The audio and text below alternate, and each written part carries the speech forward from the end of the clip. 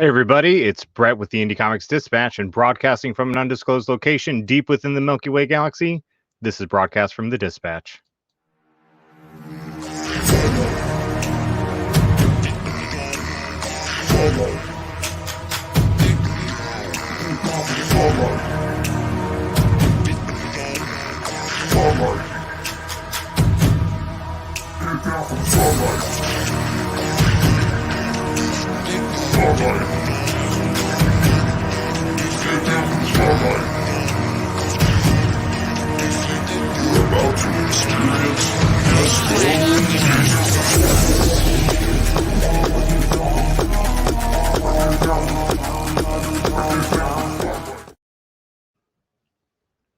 Good evening.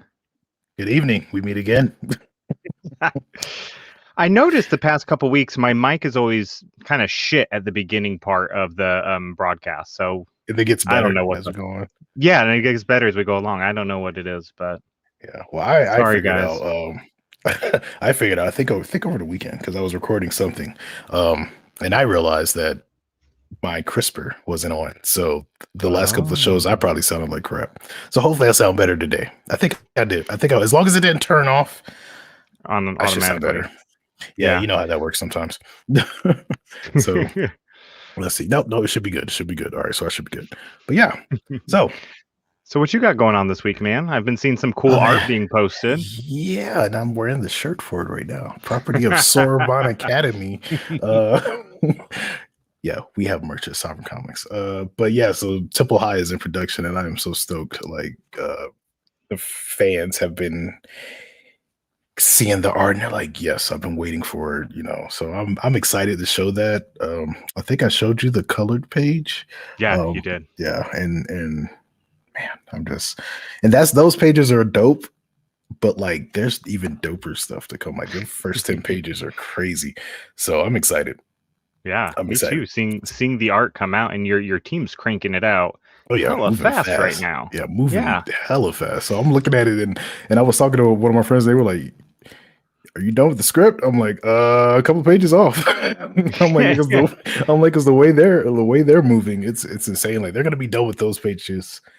I would say they'll probably be done with those 10 pages by next week. And it's gonna be nuts. So so then we're gonna jump right into the next, and then there's a Cypher Team Kickstarter. Then after that, it's gonna be the Temple High Kickstarter, and everybody's waiting for that. So it's exciting.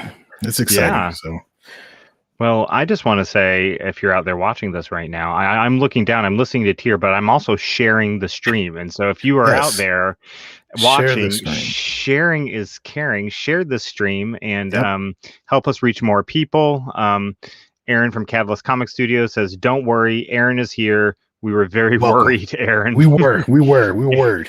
Aaron is the Dispatch's newsroom editor, and so he's probably writing a story about our poor behavior right now. Exactly. About what we're going to do wrong to get kicked off the interwebs. Exactly. So it is the last day of March. March had 5 weeks in it this month, and so we had 5 March shows. ICD and Friends is here again next week. A little bit rearranged. Still most of the friends will be here, but I've moved a couple other nights because it makes more sense for April to do that based on their personal projects. So that'll be next week. You do see at the bottom of your screen, if you're watching this via live stream or just listen to this address, if you're listening to podcast, patreon.com/indiecomicsdispatch. We got some really cool announcements coming for the patrons in April. Some more joint ventures between the Dispatch and Snowy Works LLC, exclusively for our patrons. So stay tuned for that, because I'm really excited to announce that. You're all gonna love it. Yeah, it's going to be great. But you can only get that and hear about it first if you're a patron. Patreon.com/indiecomicsdispatch. Go help us out by signing up to be a patron for as little as $3 a month there. You get cool stuff. Last month, patrons got 3 digital comics. Yeah. As part of you're always getting something. As a patron, you're always getting something like digital comics, physical comics, bonus content. Bonus content, bonus questions, books that you can read that brings you into the perspective of certain indie creators. Like, you're always gonna get something. Yeah, it's really cool. It's really cool. I wish I could be a patron, but I can't because it's my Patreon and it doesn't let me do that. But I'm excited for tonight's show because I love fantasy, first of all. Sci-fi and fantasy, top two genres. But then beyond that, we have our first all-female panel. Yes. So we, as the males in the room, we're going to ask the questions, but then we're going to listen and shut up and let the women talk tonight. So I might ask a question when it's appropriate, like a question here and there. But I definitely will keep my mouth shut. Me too. We're going to ask the questions and then listen for the answers and go for it. So you ready for us to introduce? Oh yeah, let's get it started. Right. First up, we have Jordan Lambert. She grew up in the Los Angeles area. She earned her master's in media studies from the New School. Today, she works in fashion as well as being a DM and player at Q Times, a host on Smells Like Teen Angst, and a writer for Wingless Comics. Jordan, welcome. Hey guys, I am here. Well, we're excited to have you. Your brother is on the show, fairly often, or at least lurking in the comments. And I have my Justice shirt on tonight.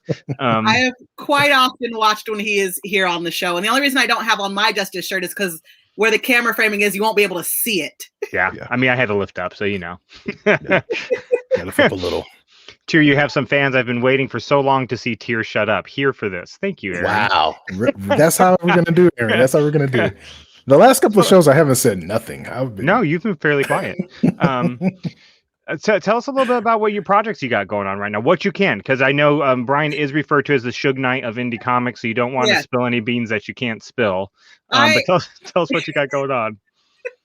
I am working on 2 titles that are associated with Wingless Comics, and that is all I will say now, because I don't want to argue with my brother later.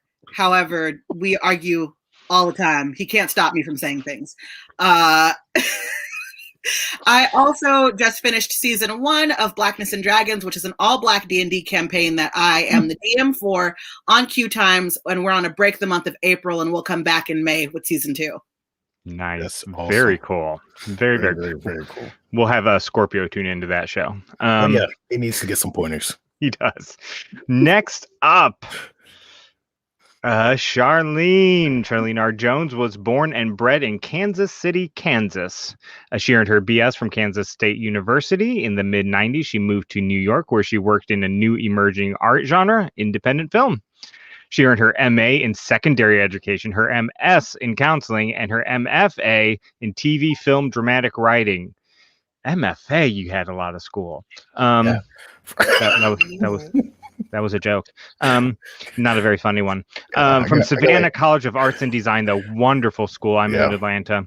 In 2017, with much encouragement, Charlene took her MFA thesis, Black Star, and turned it into an award-winning comic book. Charlene is the owner and operator of, say it for me because I don't want to get it wrong. Sugarline Publications, and has penned the award-nominated Gumballs and a graphic novel that will be released this year. Charlene, welcome. Hi. I feel like I got a degree upgrade. I'm like 3 off. I know. For somebody who hates school, I hate school, and I work in a school. The funny part is the folks who hate school are the ones with all the degrees. Punishment. Yeah. But after that last one, I ain't doing nothing else. No, I don't blame you. I'm gonna be on YouTube like these young kids. Charlene, welcome. Tell us a little bit about Black Star. So Black Star was actually came about as my thesis study, the absence of Black superhero female characters. It's only so many times that we could see Storm. Paul Dixon doesn't get any play. And so on. You only got like so many names.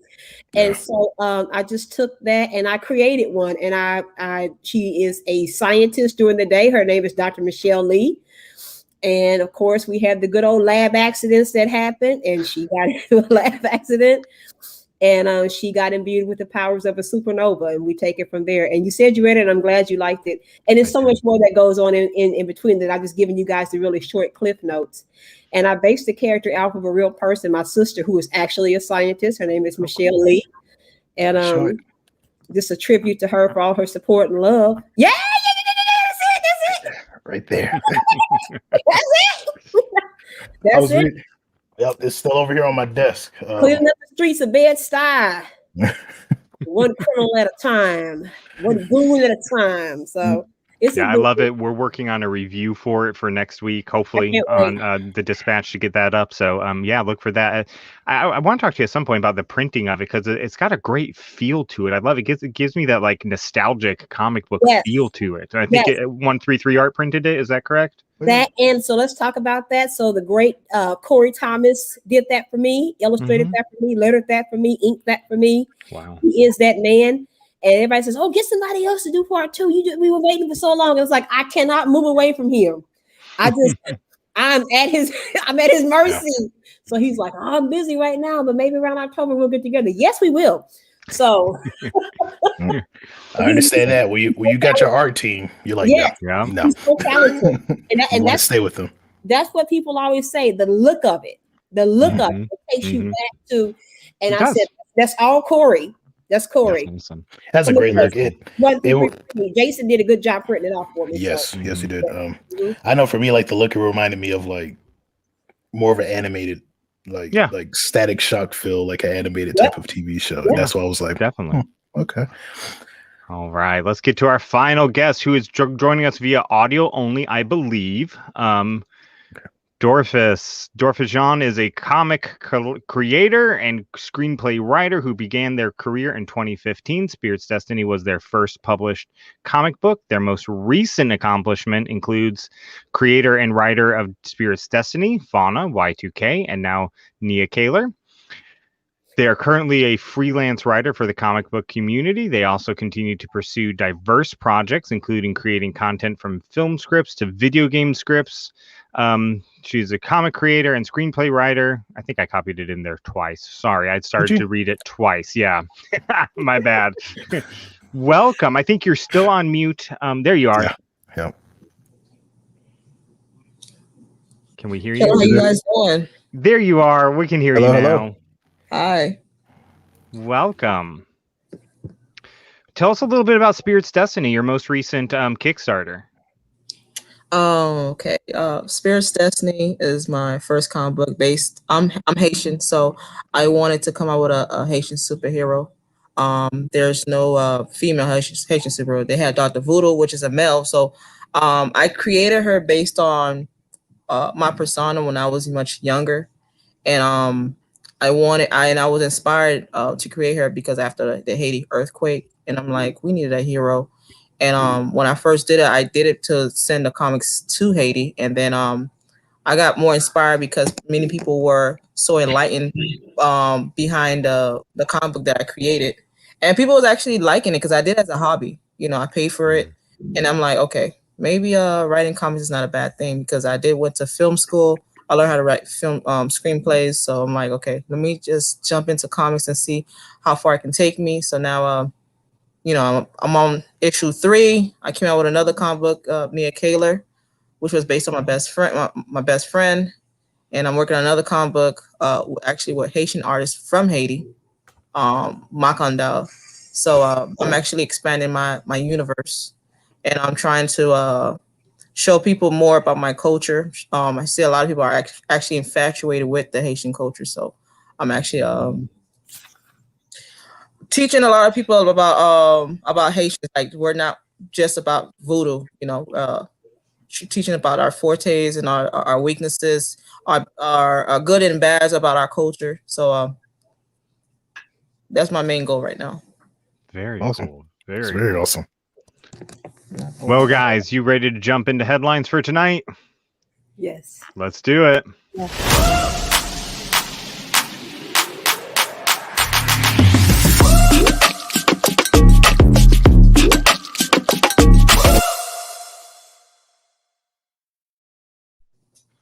All right. Well, our first headline actually doesn't load. I added it yesterday, and it doesn't load. Read it yesterday. Jesus. I think we got some background going Yeah, on. it's a background. I'm sorry. That's okay. We got it wasn't loaded, but it was about how indie comics are killing DC and Marvel in one area, and that is in optioning films and TV shows out, and the popularity of these indie comics being turned into film and TV series. So, what's your take on that? We got several film people in here, so I thought this might be a good topic to kind of jump in with. Do you think indie comics in general have better stories to tell for film than DC and Marvel do? Yeah. Yes.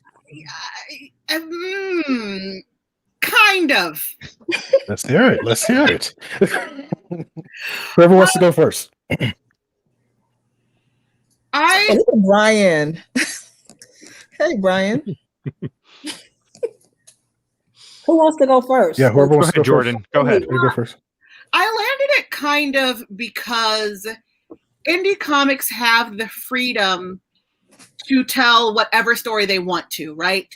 And Marvel and DC, you're always gonna piss off people who think that they know the Marvel and DC stories.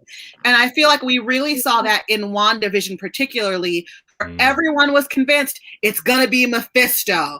And then there was no Mephisto, and a lot of people felt like the season finale wasn't the payoff that the series deserved just because it wasn't Mephisto. And I think that indie comics have the freedom of telling more diverse stories or stories that are unexpected just because the general public is not as familiar with them, right? So they can kind of just do weird stuff, whereas Marvel and DC are kind of pigeonholed into people are familiar with your stories, and if you don't tell them the way that people want you to, they're going to end up pissed off. I like that answer, actually. Very Charlene? Yeah, I'll jump in. I think that comics is seeing the same trend as every other form of media, whether it's TV, film, music, whatever. I think mainstream has had a good run. You tell the same stories with the same characters, with the same people from the same group all the time. And you have left out a whole 98% of society. And it's always been an underworld, an underground, an undercurrent, you know what I mean? Where people can say, hey, go down there on 31st and Main and knock on the door and ask for Bob and go to the back. And they got all type of cool books about Black folks and Latino folks and trans folks and people with tattoos and piercings. And people have always been looking for that. And indie comics, indie film, indie music, whatever it is, we've harnessed that. We've been harnessing that. And now it's coming up to the forefront. And those same people who were going to comic stores back in the day and going to poetry readings back in the day and going to the indie clubs back in the day, well, now they're producing films and they're producing TV and they're saying, this is what we want to see. This is what our whole nerd and blurred communities want to see. And we're bringing it to the forefront. And people are gravitating towards that. Now, you're going to always have your DC fans, your Marvel fans, your Dark Horse fans, whatever. But when you do get that really good story that everybody can dig into, and it's just dope because it was written well, it was directed well, it was cast well, and it was so creative. It's something that you hadn't seen before. People are going to jump on it. Whether it's something like Stranger Things with the Duffer Brothers or anything in that vein, people are going to gravitate to it because I think people are kind of sick of business as usual. How many times I got to see that? I'm seeing the same thing over and over again. How many times I got to see that? I can write this in my sleep. And then here comes somebody from the left with this whole original concept. Look what Lovecraft Country did. Look what it did. I mean, it was like, dang, she coming out where's she coming from with all of this? It was just must-see TV because it just broke the norm. People are tired of the norm, And I'm personally glad it's our time. That's our Dorfus, you got anything to add? One example I'm going to use is Roy. He started off in the indie community, and look at him. He just got signed with Dark Horse, and he's one of the main people I met When my first Kickstarter failed, he gave me so much advice. He told me what I should do, how to promote myself, how to market myself out there, and look where he's at now. The big three, they need us at the end of the day because they're running out of stuff to write. They don't have everything's repetitive. They keep rebooting everything, so they're signing indie creators to bring more content to their publishing. And when I saw Roy got signed with Dark Horse, I was so happy for him because he came out with an animated movie that was funded by Kickstarter, and he had all these books. And basically, he was showing us different ways how to learn about his culture. Like he placed his language inside the books, because I was learning how to speak his native language. So what they really need indie creators right now, because they're running out of stuff to write. Agreed. Yeah, and Roy's a great example of that. Unique Studios, if you guys are out there, you have a very cool model where you can subscribe to an app and get access to the library of books. It's a really, really great deal. Well, the Black Nerds redefining the culture by pushing back against centuries-old stereotypes of historically overlooked community is claiming space it was long denied. This whole article talks about blurred culture. And so the reclaiming that this is not just a white pastime, but this is okay. This is everybody's space. Let's talk about that. When did you feel like it was okay to be a blurred? When did I feel when I was in high school, they called me they used to say I was weird. I didn't really care. I was always eccentric. I was the only one in my family that was reading comics, that was actually into all the nerdy stuff. Now that I see, because I'm a teacher, I'm a war history teacher, and I see most of my students are like, very in tune, being a blurred. They're not, shy about it. They're very nonchalant about it. And I'm just like looking, I'm like, when I was younger, if I was doing this, I would have been picked on. But, I'm just glad that right now, everybody's like so open about it. Even though we had some of us were low key about it, I'm just happy that, more kids are actually getting involved. They're reading comics. They're watching sci-fi, they're just getting into it. Jordan, what are your thoughts? I don't know that I ever cared whether or not it was okay. And so growing up with Brian as my older brother, Brian's about 7 years older than I am, which is kind of a significant age gap when you are in grade school. But he was always into comics and that kind of stuff. And we have another brother, Michael, who's 12 years older than I am. And he took me to my first comic book convention when I was like 5. But it was kind of one of those things where he didn't necessarily want to. It was, well, if you're going, you need to take your sister with you kind of situation.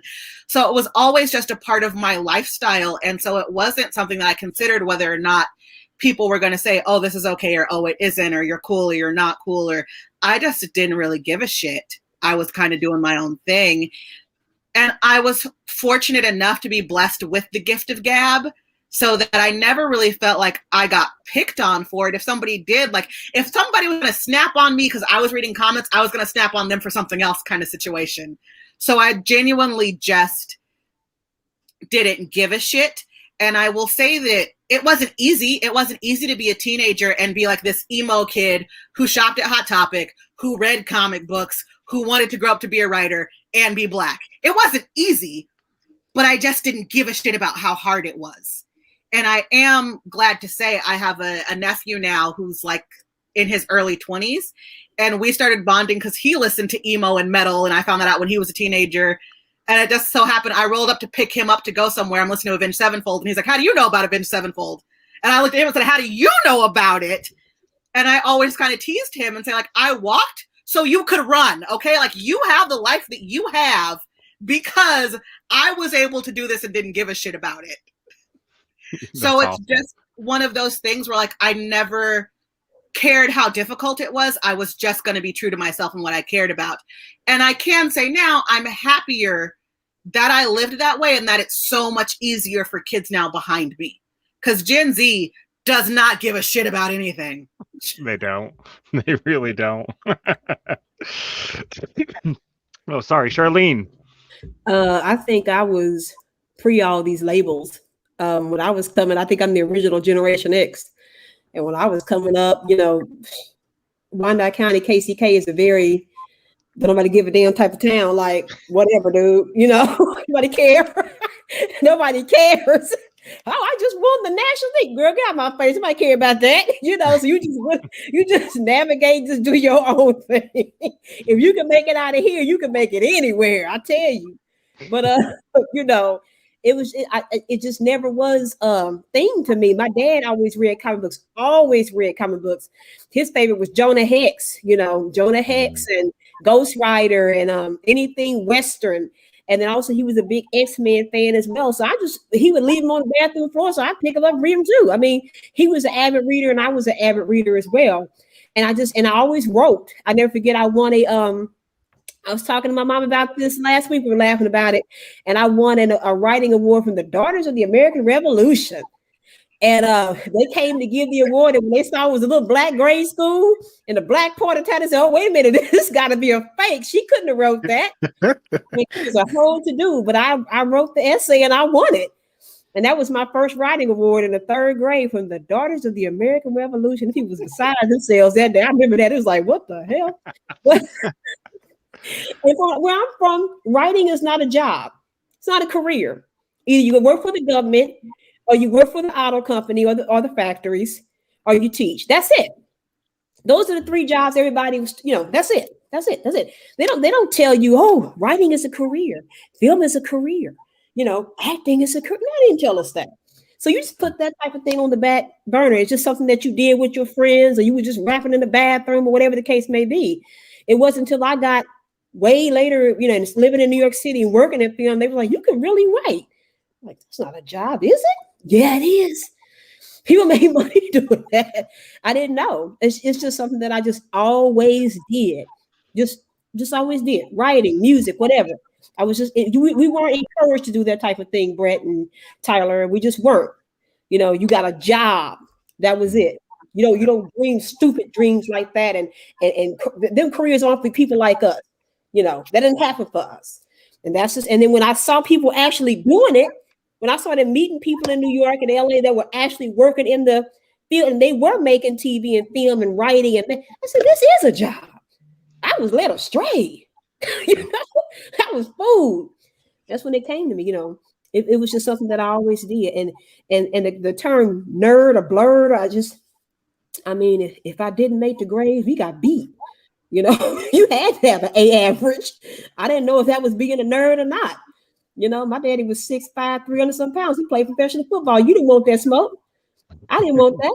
I didn't come home with nothing but, so I didn't know I was a nerd, Right. I was just surviving, trying to live,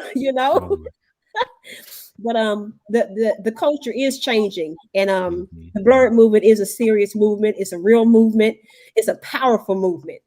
Our dollars, our support, that blurred support is everything, and I love it. I love it. Like I said, I'm gonna say it all night. Our time has come. We are here, baby. Awesome. The nerds and the blurs are here, and I love it. It's great. Agreed. So going back to what we've kind of first started talking about, where indie comics and is beating DC and Marvel. Has anybody watched Invincible yet? Yes. Yep. Yeah. This headline says, watched it yet. I'm gonna watch it tonight. yeah, I have not either. So you're not alone here, because I want to watch it, but just haven't had the time yet. So this article says Invincible is a bad show with a lot of potential. Let's just talk about that for a minute, and Invincible in particular. But then a lot of times, in general, indie comics are bad comics with a lot of potential. So Mhm. Yeah. let's the talk case. about But that. That's for a how minute. that's how they grow, though. If you Yeah. listen to what folks are telling you. Yeah, if you listen. I saw a little clip, and the guy, I don't know these characters. I just saw the little clip, and the guy just demolished like 7 guys and a woman, just smashing people's heads. I'm like, yo, I gotta watch this. Like, let's see what's going on. He's so violent. I'm like, then, wow. then you should definitely read the comic. That Oh, was the thing that tripped me out because like so because many they people told are me like, the comic is worse than yeah, the it is. It is. And I had some friends come to me about it. They were like, yo, it was so dark. I was like, have you read the comic? They're like, no. I'm like, okay. Wait for it. Okay, I gotta read the comic. I need that in my life then. Yeah. So I didn't read definitely read the comic. If you like to read the comic. I definitely saw it this weekend. I didn't read the comic, but I definitely saw it, and I was just maybe I better read the comic for some reference. Yeah, because I don't think a lot of people were ready for the darkness because they didn't know. But it didn't bother me. Ready. I'm ready for that. I'm ready. Being a huge DC fan like I am, I wish they were more dark. The Snyder Cut was just what I needed. That's how they all should look. It's but, up here. I get yelled at when I talk about that up here. Don't.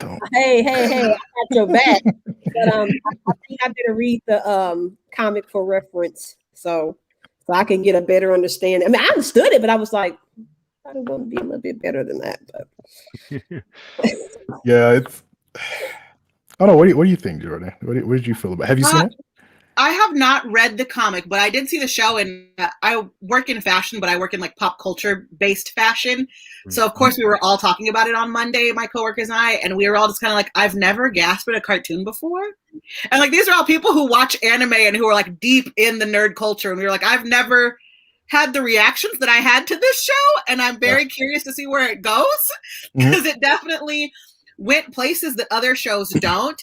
I think my takeaway from the article and what bothered me about it, and I don't want to pick on this critic because I don't know them and I don't know their background. I think the beef that I had with the article is that just because you don't like something or you don't care for it or you're not the intended audience doesn't make it bad. And that's just kind of my beef with the internet in general right now is that like everybody thinks they're a critic, everybody thinks they're an expert, and everybody thinks that their opinion matters. Where like sometimes, I hate to say it this way, your opinion does not matter, and like you don't have the credentials or the education or the experience to back up your opinion. And like I said, I don't know this critic, so I don't want to shit on her. But just because she didn't like it doesn't make it bad. Exactly. And it's like, Tyr, what do we say about reviews? Huh? About reviews? What do we say about reviews at the Dispatch? They're always don't let me get your book. No, is that what you're talking? No. Reviews I'm the bad guy reviewer, so let Britt say. Well, I have to agree with Jordan on that. I mean, you notice I said that I had to maybe just understand a little better. I didn't say, well, I didn't like it and you shouldn't like it either. I mean, are we taking it back to middle school? I don't like Kim and you can't like Kim either. I mean, come on. It is what it is. And I think we have too much of that in our culture. You just make a post on Facebook, and if people don't disagree with you, they become keyboard ninjas telling you all their ideas and their feelings and thoughts and how they don't like. Girl, please, boy, please. If it's not, you just click off of it and go to something that is. Yeah, the funny part is like it goes back to what y'all were saying earlier about with Scarlet Witch when you brought that up. And that's the reason why so many people were mad, because a lot of people didn't know the comics. They only know and there's nothing wrong with that, but they only know Scarlet Witch from the movie, and they heard about the comics and they heard other people say Mephisto. So they're like, yeah, Mephisto. Then when it's not Mephisto, and it's actually, the witch that trained her in the comics, that practically raised her in the comics in a sense, not really, they were like, who's this? I don't know who this is. And it's like, just because you don't know who it is doesn't make the series bad. The series is still good. It's just you didn't know what was going on because it wasn't to what you wanted it to be. And y'all are right about that. Like everybody wants things to be what they want it to be. And I think in a sense, it is kind of ruining entertainment. I think that's my personal opinion, because now a lot of those bigger companies are looking at the masses and are like, oh, well, people don't like this. Let's do that. Whoa, damn, people didn't like that. Let's do this. DC, for instance, people like what Zach was doing, but then a couple of people, it's too dark. I can't see colors. Okay, let's make it bright. I don't like that. And it's like you can't win for losing. So, and it's like the same people that asked for it didn't like it when they got it. It's weird. It's weird. It's probably the main reason why I haven't seen WandaVision, because kind of like what you and Jordan both said, I'm not a Scarlet Witch fan, and it's not for me. But please enjoy it. Have that. Exactly. I mean, I when it comes to X-Men in the MCU, I'm a whole different If it's Hulk or Nightcrawler or something of that nature, I'm there. I'd like to see something with Nightcrawler. He's one of my favorite, but I'll never see it. But you know, it is what it is. If people are enjoying WandaVision, let them have it. Let them have it. Let them enjoy it. I just don't understand when entertainment what became something that you couldn't enjoy. I thought that's what it was supposed to be for. Yeah. To entertain you, right? Okay. Yeah. I agree. I wholeheartedly agree. Because I know even I'm still trying to remember the saying, Brett. Because I always joke about myself now, especially now that I'm back reviewing. Yep. Probably shouldn't have said that. We probably ain't gonna get books. But even though I do, like if I don't get there's books that I've not given a high rating, but I still enjoyed the book.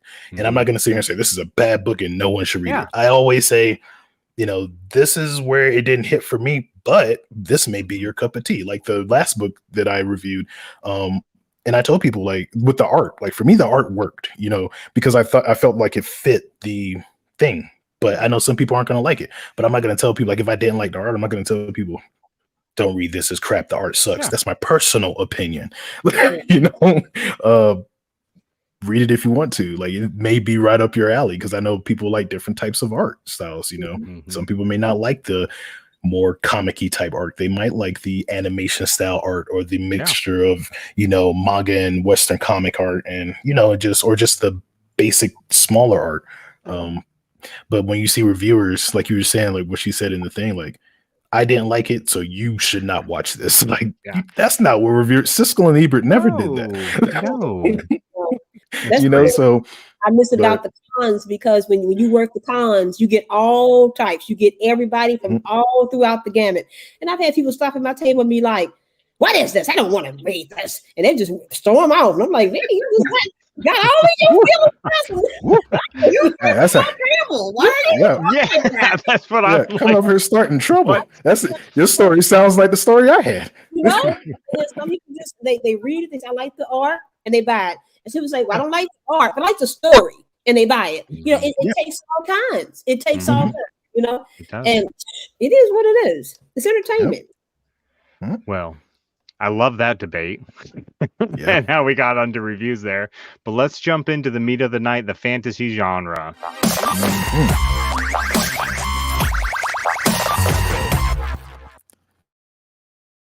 Oops. I love that dancing. What was that? Oops. You brought some secret stuff, some secret ammunition out today. I see. I did. So let's start with talking about fantasy. What got you into fantasy as a genre, and call out your favorite fantasy, whether it's movie, book, comic book, some other type of medium that I'm not thinking of at the moment. Dorfus, let's start with you. Butterfly Effect, that movie right there. Ooh, such a good movie. Yes. Such a good movie. That was a good movie. I was reading about that the other day because my much younger brother, again, 12 years younger than me, brother-in-law, that movie fucked him up as a middle schooler. It was too much enjoyment out of that. But yes. Oh. That's a good movie. I used to watch a lot of X-Men, but Butterfly Effect, and I was a big fan about Star Wars. So yeah, my language arts teacher actually put me on Game on Star Wars. He made us watch every single Star Wars movie, so I became a big fan.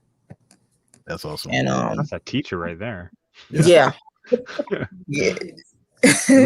and look what the teacher, because of what they did, now you're a comic now I'm writer. a teacher. Now I'm things, and now you're a teacher. Yeah, my students, all they want to speak about is comics and stuff. So they actually they found out my comic book online. They started. The internet is crazy. It's very crazy because I've been trying to hide from them, but they keep finding me. It's funny. I hear that's the hardest thing for teachers to do is hide from their students, especially the higher the grade. Oh my gosh! Yeah. Jordan, what got you into fantasy? Disney movies and Don Bluth movies were absolutely my gateway drug. And so I really just wanted more of that like princess and dragons fix. And I originally, my love of that came from like young adult novels. It's like Tamora Pierce and Sabriel and Lord of the Rings were just all my jam growing up. And it just kept going until I found more and more like that. That's awesome. That's- Charlene. Yeah. So when I was coming up, anytime you got anything fantasy or animated on the TV, you was like, oh, that ABC movie night on Sundays. That was the jam. That's the only Saturday morning cartoons and that ABC movie night, boy. I used to love, seeing those movies, man, just the fantasy. And I'm gonna tell you, I never forget one thing that really hit me. We were at the Hobbit in grade school, and then they showed the Rankin and Bass animated movie. I was like, oh, Yes. yeah, look at that. Oh, look at that. I mean, it was just so magical. It was so freaking magical to me. That last unicorn and all that. And of course, Jim Henson and all the fantasy he created. I don't care if it was Emmett Irish Jug Band or Muppets Take Manhattan. It was just fantasy. I think the 70s and 80s was a great time for fantasy, whether it was Thundercats or anything like that. We just really got to dive in feet first and just have some good, content. And you really saw people's imaginations on fire. One of my favorites used to be Pirates of Dark Water. yes. Yes. Yes. Longo. Yes. Man, that was the joint. Brave Star. Dungeons and Dragons was a huge show for me. I love Dungeons and Dragons. And when they teased us with that Buick commercial, making us think they're gonna come out with that movie, I lost my shit. I said, "What was that?" Did anybody see that commercial? Did anybody see that commercial? The Dungeons and Dragons commercial that came out? No. Go to Super Bowl. Oh God, you got to Google it. So just adding on to that, it's just so many good bodies of work, and I took it all in. And I knew, I dreamed of doing that type of stuff, but I just couldn't figure out how. How. I'm gonna tell you somebody else who really pushed me in that direction was Spike Lee. You didn't see too many African American people. And when he came out with the barbershop and She's Gotta Have It, and especially School Days, that was it for me. I mean, I know that's not considered fantasy fiction, but it was still, a milestone. Yes. I just found out I bought them. He had a 4-issue miniseries through Dark Horse. Wow. Yeah. So you can search that out, Spike Lee. Best. They say. Go ahead. I know you were saying I just had to say this because it was on my mind. I know you. And I agree, the 70s and 80s was probably where it was good, but they say there was a white powdery substance that was responsible for all of that. That can induce some fantasy. The white substances. Best fantasy comic you've ever read. Oh, wow. I want to give Jeffrey Johnson Aeneid, I think is how he says it, comic. Part 2's on Kickstarter now. That's a really good fantasy series if you haven't read it. Really good. Yeah. That's good. Yeah. Dorfus, you were about to say something, and I'm so sorry I cut you off. No, you're good. I like Greg Asanana. That's a nice that's a nice fantasy comic. He has different variety of comics. So yeah, that's what I've been learning from him. Plus he's my editor, so kind of biased, but his books is just it's amazing. Greg's a good guy. What about you? What about you, Jordan? Best fantasy comic. So my answer is a cheating cop-out answer, and I will admit that right off top. My favorite fantasy comics are the cross-gen world, like the world that cross-gen comics created. Because they all, if you got deep enough into reading all of them, they all connected, even though they were all like wildly divergent in genre on the surface. But once they connected them, they all became this huge fantasy story. And within that, I would say that my favorite book that Crossgen released was Ruse, because it on the surface was this like Sherlock Holmes kind of story.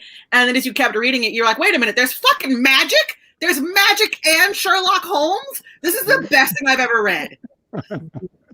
Well, now I got to read it. That was a hell of a sale on it. Right. I mean, good luck finding it because they all got discontinued. eBay. eBay. Yeah, eBay has everything, kind of. Charlene, best fantasy comic. Oh God, there is Ever. no way. All the stuff I read. God, what would I say? Who would I say? It's hard for me. I'm a big Etrigan fan. Um, I'm a big. I love Jeff Smith and the Bone series. Those are graphic novels, but I love Bone, Return to Boneville, and who do I pick? I don't know who I would pick. Justice League Dark is one of my all-time favorites. Ooh. I love Detective Chimp. I think he's Yes. underrated. People disrespect Detective Yes. Chimp. I don't like it So much. so much. You know, watch So your much. back because he got a lot of. Because they're like the thing that gets yeah. It's just hard. It's funny you mentioned Detective Chimp though, Yeah. because everybody noticed the Detective Demon in I don't know if y'all saw that, but you'll notice him Detective Demon, and he's very much like Etrigan and Detective Chimp, like rolled into one. And I thought I was Invincible. about that. I was like, are they trying to make him Etrigan? He's not Etrigan because he's not speaking in rhyme, but he's not the Chimp because he ain't a monkey. So what is it? Yeah, Yep, they merged them. They merged them. Good one, Ty. I caught that too. I was like, I saw Dorfus coming on and off mute a couple times there. Did you want to answer back to Brian? Is that why you were unmuting? Because he seems to think you forgot an editor. Oh, Brian, I also work with Brian on a comic. But, Don't call Brian, him out. Don't call him out. Let him just be relegated to trolling the YouTube comments. he does this a lot. He makes the show fun. Yeah, Brian. Let me know about the other fantasy editor, but Brian's also is another great editor as well. So speaking of editors and bringing a book to life, what are some elements that go into writing a great fantasy story? Because there's such a wide range of fantasy, as we've heard from your answers so far on the show. So what are some of the core elements that just every great fantasy story has? Whoever wants to go first. Great plot. Okay, I think Dorfus, go ahead. Well, the main thing is the great plot and theme. Since I've been working with Greg, he has as an editor. Well, he's my editor. Plotting a great outline, and the theme of the story. Those are the most important things when it comes to writing a fantasy. And he made me research a lot. Like I had to actually read other comics to actually help me successfully create a great outline for my fantasy comic. That would seem key. I did interview somebody one time, not calling anybody out, but who had never read a comic before they wrote their own, and that surprised me. Jordan, elements of a great fantasy story. World building. You have to know what world they're in, and I have two examples I think that are like really great world building and very poor world building. And so the great one is the third Harry Potter novel, right? Like by the book 3. That book is a very clever, like, mystery story, but it's also fantasy just because J.K. Rowling had already built that world. So you already know that the world that you're dealing with and where you're living at, and like they have dragons, they have all this different stuff, and all of these different elements of the world she built come together to like make this mystery happen. And I do have to have the caveat of fuck J.K. Rowling because she's a transphobe. But anyway, like she built a great world that we were already living in, and so that's why that story is so great, because it's not necessarily a fantasy story she told a mystery in book 3. And opposed to that, two of my least favorite Disney movies, because they didn't build the world for shit, are Cars and Frozen, right? So like Frozen is a princess story, but I think I can't stand it because the plot doesn't make any sense because they didn't build that world. Why can the rocks talk? Nobody can explain to me why that movie has trolls and why the rocks can talk. And I can't stand it because like there are just things in that movie that don't make sense. Where did Elsa get her magic from? Like there are just things that don't make sense because they didn't build that world for anything. You gotta watch Frozen 2, Jordan. That's where they explain. No, that. You can't make a movie that is just filling the plot holes of your first movie. That's bullshit. Do it all the time. Yeah, Star Wars did it. That's why we got a part 2, to be honest. My second nitpick is Cars, because they didn't world build Cars at all, and it really bothers me. Like, where do car babies come from? Where do car babies come from? I don't want to know, to be The honest. manufacturer. It comes from the manufacturer. I'm just wondering, but you got a point. No, it doesn't make sense. If you really think about the world of cars, it makes no sense because they didn't world build that at all. Yeah. So like Put a- that's it. All comes Put a down pin. Put a pin in world building. Your setting. You have to build that world because otherwise, I can't buy into your plot. Put a pin in world building. We're going to come back to that right after Charlene answers, because I have a question on world building. Charlene, what's your core of a great fantasy story? So I say two things, and I'm not trying to kiss Jordan's ass, but I got to agree with her again. So you got to build a world. One, and like the old folks used to always tell me, you got to spin a good yarn. You know, you got to write a good story. You could have all these great characters and all that, and the story is crap. It's a horribly written story. And you get so excited and you say, I want to read this, and you read that shit, and you're like, I want my money back. I'm going to the box office to get my money back. Somebody about to get their ass kicked up in here. I done spent $12 up in here. No, I want my money back. So write a good story. And that's one thing that I'm not trying to toot my own horn, but I built a world. Toot it. It's fine. I do it all the time. You can do it. He does. And I didn't mean to, but I did. I had all these separate stories.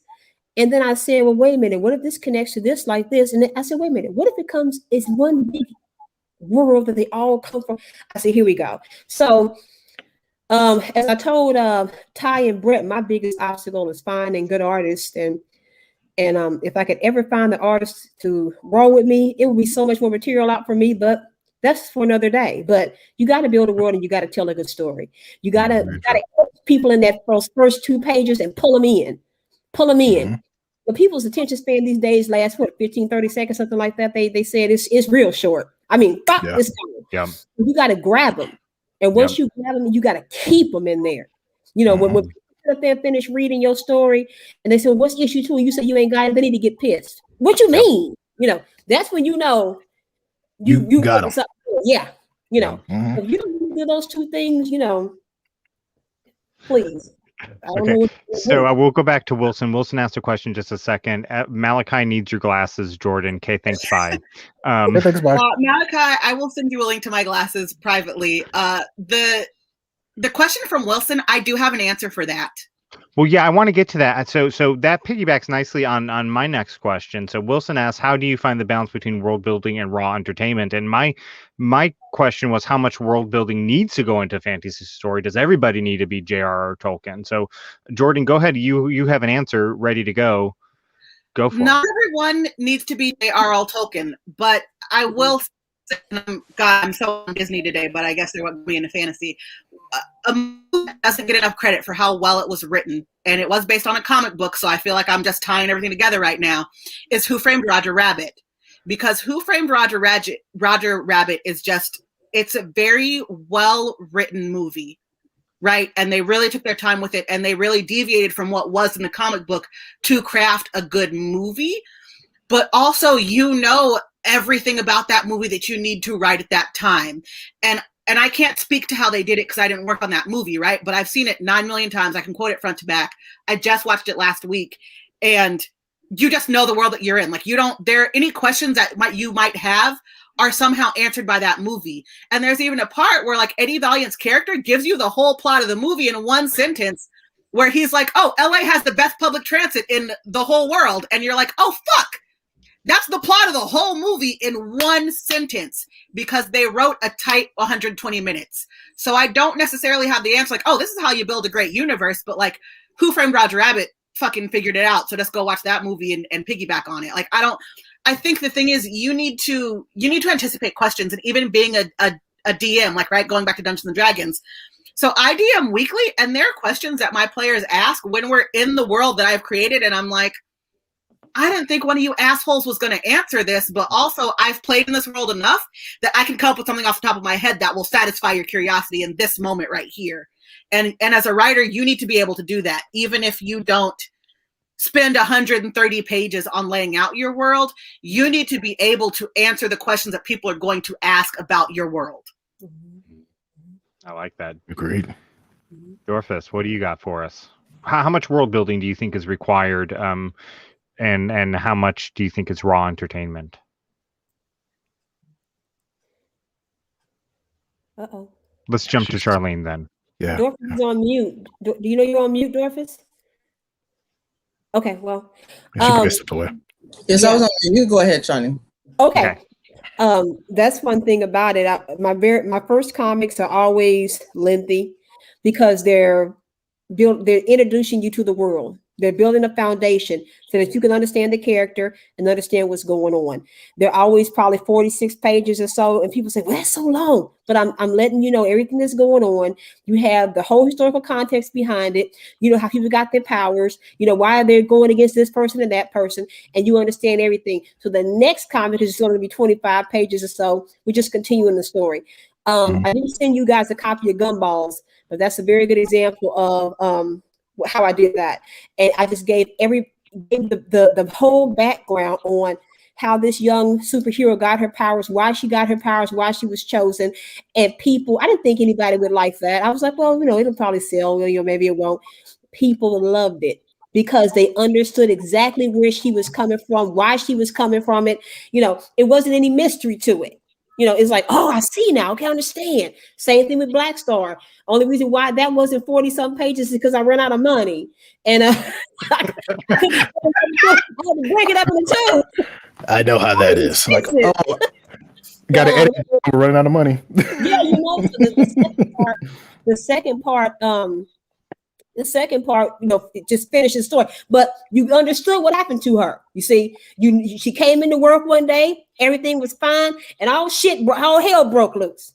And you understood how everything came to be. So I mean, it's very important that you lay that foundation. No matter time read your mind. You haven't bought this damn book, and I got to sit up here and be a damn mind reader too. I ain't got time for that. You throw that shit in the trash.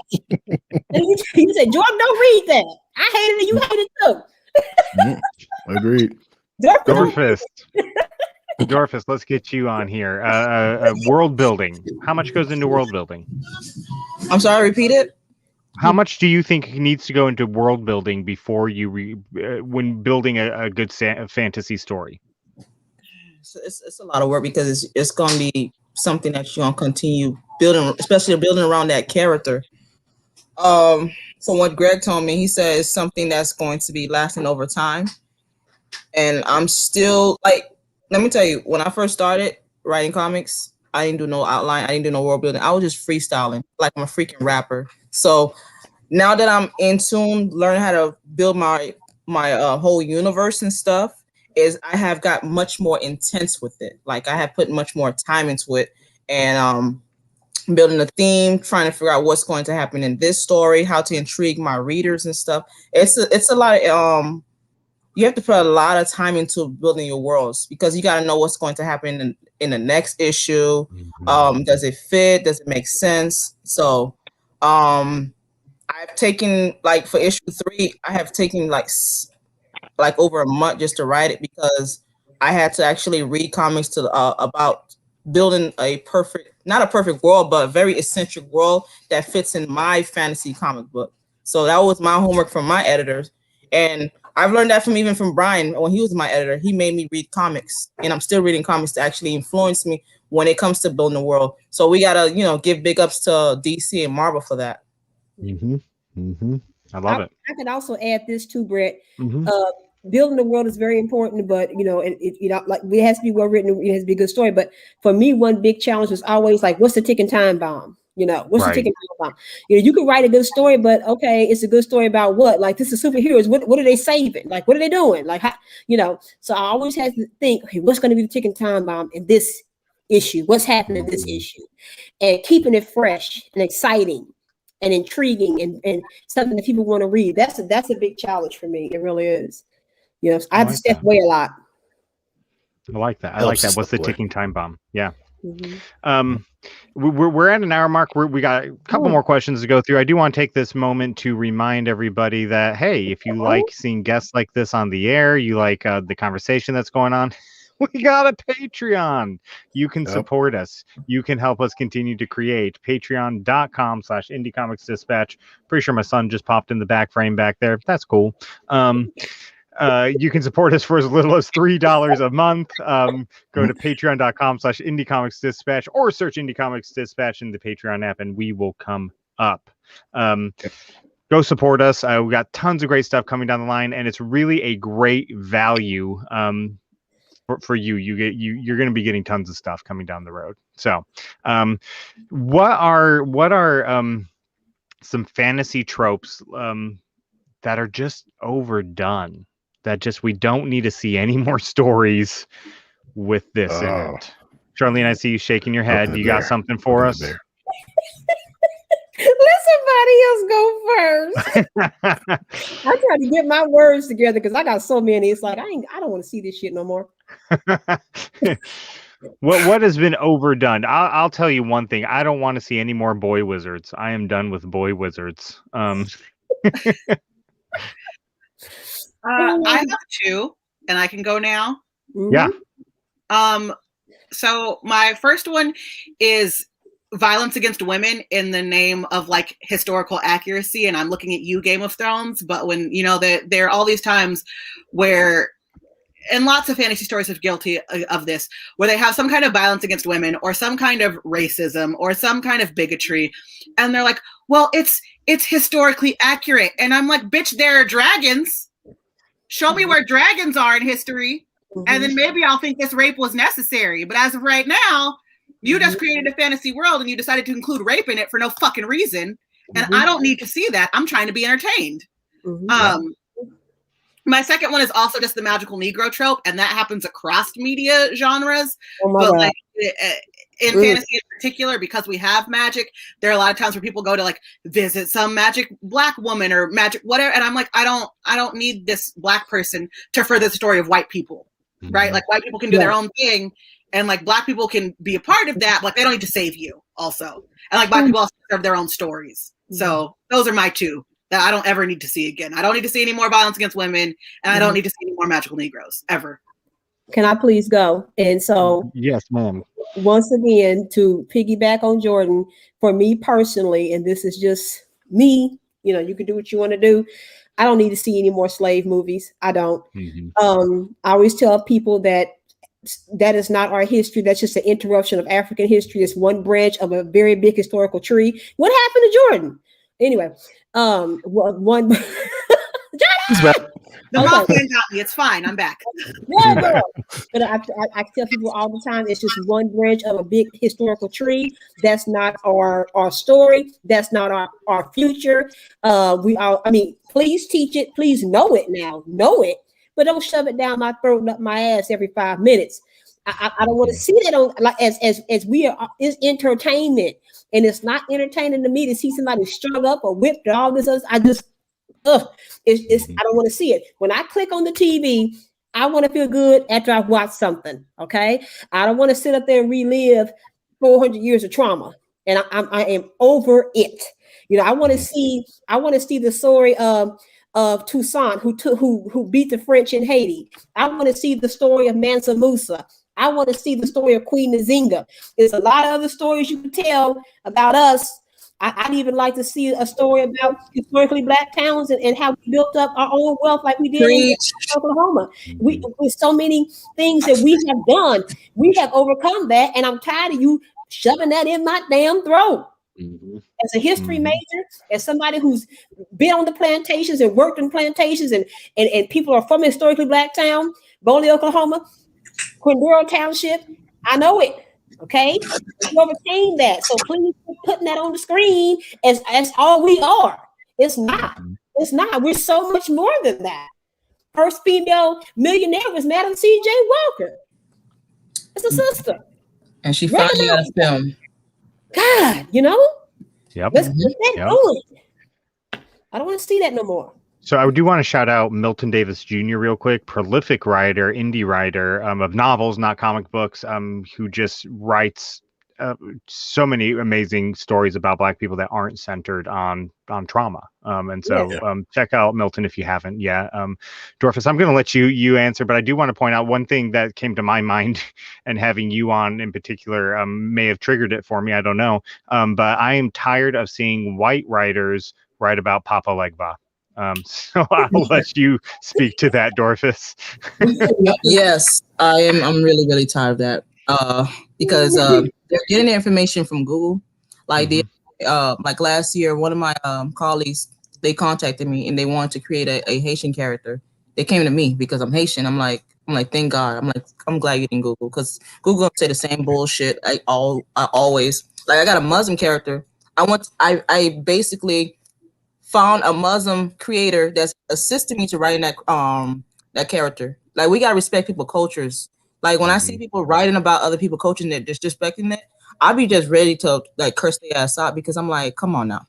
Right. Like, Google could only give you so much information. You want the authentic information, you go to the source. Like, if I want to write about a Nigerian character, I'm gonna go to a Nigerian so they can educate me. Because me, I like to saturate so much information. But that's my problem right there. And I wrote a Haitian character, a Haitian female character that's based on me. So I can, I can do that. I can utilize that. But I'm getting tired of it. Like, not everybody, you can't get everything from Google. And I just feel like if it's gonna be a Black female character, it should be written by a Black female. That's just me.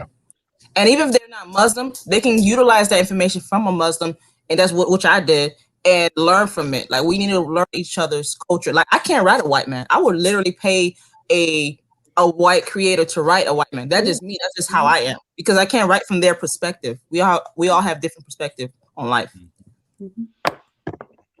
Great points. Yes. Great points. They mentioned two of my things. What I'm tired of seeing in fantasy, which is what two were those? The magical Negro and Black people. It's either we got magic or we getting our ass whooped. And I am. I'm tired of that. I'm tired of I'm tired of the ideal of saying, well, this is real. This is hard. This is the Black life. Shut up. Write a fantasy book. Like, seriously, I don't want to. Like, I've talked to you about it before, Brett. Like, I'm a Black guy in a white state that drives a nice car. I can get shot anytime. I don't want to see that shit. That could happen to me any day. So I don't want to see it either. Just like how you were saying, Charlene. No, thank you. But yeah, those are my two things. I used to go to the movies to escape. I used to go to the movies to escape and go to different places. I remember when Star Wars first came out. That's how old I am. I'm telling on myself. I went to go see it at the movies. And I had never seen no shit like that before in my life. And this new thing called Dolby Sound. What is Dolby Sound? Oh my God, it's phenomenal. I could feel my feelings rattling. Woo! It was just a bomb, It took me to a galaxy far, far away. And it wasn't no tripping, no color, it just took you there, And that's what I think that's what we do. We take people to some place that they're away from their problems, I want to read no shit that traumatized me for an extension of my work day. And I'll leave the book and I'm shaking, and then I get in my car and I'm shaking. Like, no, thank you. Thank you. Whoa. Final question before we go and record patron only content. We have one question that the panelists will answer tonight, and it's going to be the top indie fantasy comic recommendation. You can only hear their recommendation if you're a patron. We're going to record that after this show, so sorry if you're not a patron, you're not going to hear that. You can sign up right now. My good friend Quentin Rushing, host of Quentin's Indie Work, reminded me that you have to spell comics with an X. So if you're searching Patreon app, you got to spell Indie Comics with an X at the end, Indie Comics Dispatch, and you'll find us. We'll be right there. Probably not the best branding decision on my part to do the X, but it was intended. The X is good. It's different. And what Brett means by sorry you're not a Patreon is get over there and sign up. ASAP. As little as $3 a month. We just posted 6 reviews today on the .com. So 6 reviews. Come on. We got more coming because I'm gonna be busy. Oh boy. Yeah. So last question live on the air tonight. Unless you guys got any questions out there in the audience right now, pop them in the chat. We'll try to go out in a rapid fire style if you guys have any other questions. But how do you make your fantasy story sound unique, stand out, in a crowded genre, because it really is a crowded genre. I feel like ever since the Lord of the Rings movies came out, it's had a resurgence, and it's a crowded genre now. Mhm. Anybody?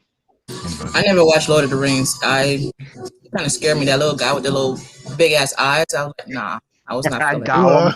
Gollum, the blesses. How does he Yeah, sound? that right there, it scared me. I was like, okay. Oh my god! My daughter, when she That's was hilarious. little, one of my daughters, because I have way too many kids, one of my daughters had these huge eyeballs when she was born, and we called her Smeagol. Probably scarred her for life. It's That is messed up. That's messed up, Brett.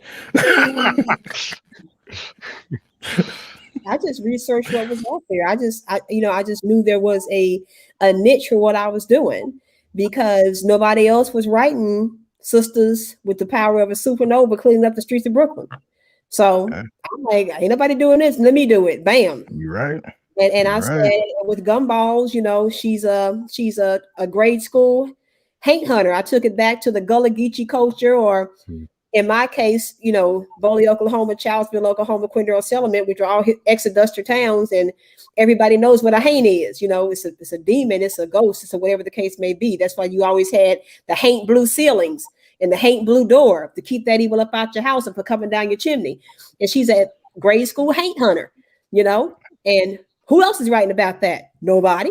So let me put my stuff out there. I mean, it was as simple as that for me.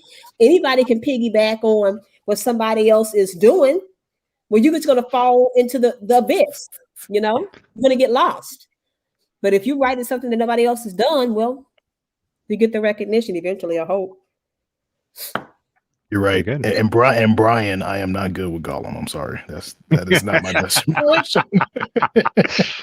It's my Jordan this time because I 100% agree with you. You just tell your story and you tell it authentically.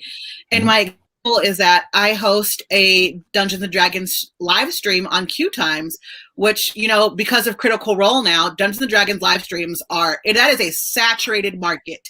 There's one every hour of every day whenever you go on Twitch. But I specifically wanted to do one because I noticed that there was a lack of representation in that sphere. And when I did it, I never said like, oh, we're going to be the best one, or we're going to be the blackest one, or we're going to be the most, original one. I chose plot points in my adventure that are known Dungeons and Dragons things. Like we did a very abridged version of the Strahd campaign within my campaign. I wanted to be able to bring in Dungeons and Dragons fans who may not be Black, but my cast and I were very authentic that this is who we are. We're an all Black cast. So this is the story that we're telling is going to have a Black spin on it just because this is who we are, and we're true to ourselves. And we have a very dedicated following on our stream now, not because we're doing something different, not because we're so original, not because we're so fucking special, but just because we are an honest group of people who are getting together every week and authentically telling our story. I love it. That kind of brings up a question. I think this is our first question tonight. But do you think because of that, because of Black folk and us not seeing a lot of those things with our characters or with our stories, like, where Dorfus being from Haiti and other Black people being from Nigeria and all other parts of the world and different parts of the United States, because there's different cultures in that too, with us, that we're able to, and I don't mean this as an insult, but for us, it's almost like shooting fish in a barrel, when it comes to us creating a story, because it's like, I wonder if anybody's doing that, Google. No one's doing that. Like literally, I got two of my stories. Ayamo Stigmata, which is about a Tuskegee airman that gets slingshot to the other side of the galaxy during World War II, and Orisha Exos, which is pretty much taking the Orisha and making them mix. Nobody was doing it. And that was the reason why I was like, the idea hit me, and I'm like, hey, let's get on that. Like, do you think that authenticity is honestly what's propelling a lot of our stories? Like, I think it is, but I want to know what y'all think about that. If y'all feel that authenticity is what's raising our stories up more. I definitely think that's what's raising our stories up more. And especially, I think it ties back into what we were talking about earlier in the episode, where like I'm not going to shit on the MCU or the DCU, right? Like they're both doing their thing, but they also are telling stories that we've seen over and over again. And that's one of the reasons that like Tom Holland Spider-Man is like my favorite Spider-Man out of the movies, because they didn't fucking show Uncle Ben dying again. Why? Because we don't need to see it happen. We've already seen it in 2 other movies in the past 10 years. And we've been reading the comic books since they premiered. Like we don't need to fucking see Uncle Ben die again.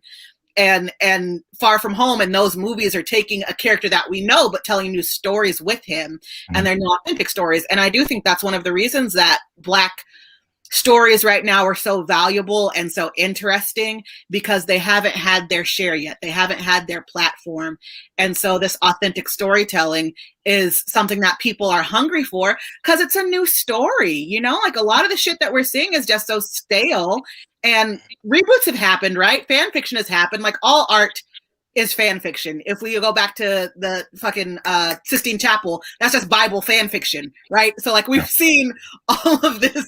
Like there's not a whole lot of new art happening, and reboots happen, and that's fine. Reboots are valid, but people do want new stories. Yeah, That's my favorite line from the night.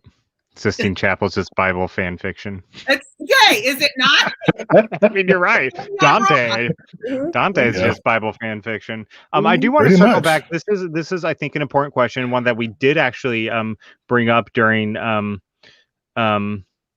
representation comic book series that we did on the Dispatch. But I want Dorfus to answer this. It's in the YouTube chat. Do you mean that all female characters should be written by females, or only the main characters? What's your thoughts on that? I don't think all of them should be written by a female, but I think you should get your resources from a woman.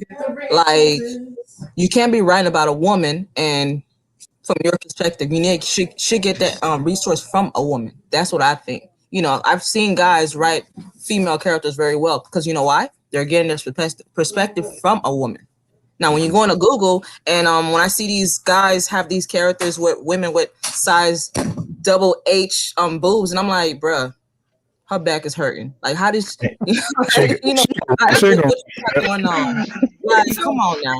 That's what I was going to reference, Dorfus, and I didn't necessarily want to cut you off, but like, there's that meme that goes around where they're like, "This is how men write women," and they're like, "She bounced down the stairs with her booby tits." Like, that's not. You need to have a female editor or a female consultant. Yeah. Like, or they're like, "Oh, she got depressed and her breast seems smaller." Like, I've been sad a lot. My titties ain't never deflated. Like, you need to ask a woman how this works. That's the issue I always had, like with Power Girl. I'm like, she got all this power and got that thing going at the crack of her ass. Like, that looked uncomfortable to me the whole time. Like, that has to hurt. Like, and then these huge, big basketballs for tits. And I'm like, who drew this? And then it had to learn to have a belt on. Like, what's the belt on? It's like, what about Starfire? She's all naked and stuff. I'm like, come on. Starfire. The difference in going back to WandaVision, the difference in Scarlet Witch's costume in Age of Ultron versus Scarlet Witch's costume in WandaVision. In Age of Ultron, they didn't ask her what she would have worn, and it was all booby tits. In WandaVision, they asked her, and it had like a high neckline and pants. Because if I'm going to fight somebody, I want a high neckline and pants. I am so glad that y'all mentioned that, because I've mentioned that before. You know, do your research, and people shut up. You don't know what you're talking about. So I'm so glad that y'all was, because I'm sorry. Go ahead, Charlene. Like the Patty Jenkins Wonder Woman, she had the skirt was this, and then they showed like what some dude had styled, and they were like half neck. I'm like, there's some little swimsuits. What is that? And I'm thinking to myself, Wonder Woman don't kick ass and nothing like that. And I was like, this is crazy. I mean, but you know, once again, did you ask any woman how that would feel to have that little coochie cutter skirt on and be lifting your legs up all like that and doing the back? No, you didn't ask anybody, did you? Because I don't think you could carry that off. I don't know. I know I did the same thing for Stars, because Stars is one of my titles, was a whole female group. And I just asked women, okay, what do you think about her outfit? Is this showing too much? The first thing, like one of my characters, Siphon, where her outfit is a little more revealing. She has shorter shorts, and I'm like, do you think this is too much? And they're like, what are her powers? And I told them what her powers were. I'm like, you know, she can siphon your stamina, your health, and also your powers. I'm like, she can do it through her clothes. I'm like, but if you touch her skin, it's just gonna pull you out. So in a sense, for her, it's like a defense mechanism. And so they were like, oh, okay, well that works, but I asked, and I'm like, hey, in this situation, how do you think, there's a group of women, how do you think they would react? Are they all going to be friends? Are they all going to agree with each other all the time? And literally every time I ask a woman, they're like, hell no, what are you talking about? So it's like, so I put that into stars, it's like, yeah, they're friends, but they joke each other. They, have issues with each other. They look at each other and like, yo, she's being dumb right now, and a lot of women who read that comic like that comic because of that. But it's because I did what y'all said. Like, you can be a guy and write a girl. I think I have a title where literally it's all 5 girls, and then I have other titles with girls in it. But I did the research. I asked questions, like Dorfus was saying earlier. I have a character from Barbados. I asked friends who were from Barbados, like, what is some slang terminology? What are some things that you would say for this? How would you do this? Or what is, tell me something about your culture. Like, are people in Barbados, are they highly religious? Because I gave her a backstory and I wanted to make sure it made sense. And then when I showed someone from Barbados, they were like, oh yeah, that would make sense. What happened to her? That would make sense. That would happen, So I'm so glad that you are saying that. What's up? You lost the bet. No, I didn't. I didn't lose the bet. Didn't lose the bet. Malachi Bailey. Whoever Malachi Bailey is, hashtag coochie cutters. Malachi, if you don't know Malachi Bailey, you need to. I love him. I don't know anybody. I've seen the names many times in different groups, but I don't know anybody. I'm glad to be here. I'm sorry, everybody. I'm sorry, Dorfus. What? I said I love Malachi. Me and him, I spoke to him that we should have a one-shot comic book with both our characters. You should. You recently released some art together, so that kind of primes the pump. I loved that art. Thank you. So this kind of brings us to the end, everybody, and so we're gonna say goodbye, and we're gonna go record our patron-only bonus question fantasy comic recommendation from our panel tonight. Everybody out there, thank you for watching. Aaron, thank you for watching. I think this is the first episode Aaron's ever watched. Tyr, he's probably not watching anymore. But we'll see, because he's on often. I'm not sure how often he watches.